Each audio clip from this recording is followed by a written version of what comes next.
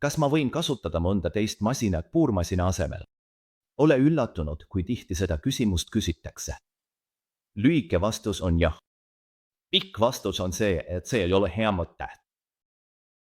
Nüüd on meil see võll-võll-ühendus ja väga tihti kasutavad kliendid autopolisherit. Nad võtavad ühelt poolt 14 mm ja teiselt poolt 12 mm ühenduse, ühendavad võll-võll-ühenduse poleerijaga ning see annab neile lisajõudu. Aga pea meeles, et sellel autopolisheril ei ole pöördemomendi piirajat, nii et see on. Tead küll, sa riskid sellega, et võll läheb kõveraks. Samas, üldine tagasiside on see, et pärast mõningast kasutamist tekib sul tavaliselt tunnetus, kui palju pöördemomenti see võll talub. Sellest vaatenurgast saan ma aru, miks kliendid soovivad seda ühendada teistsuguse jõuallikaga. Lühidalt öeldes, kui sa kavatsed oma painduva võlli ühendada teistsuguse jõuallikaga, siis veendu, et sellel oleks mingisugune elektrooniline või mehaaniline sidur turvalisuse huvides.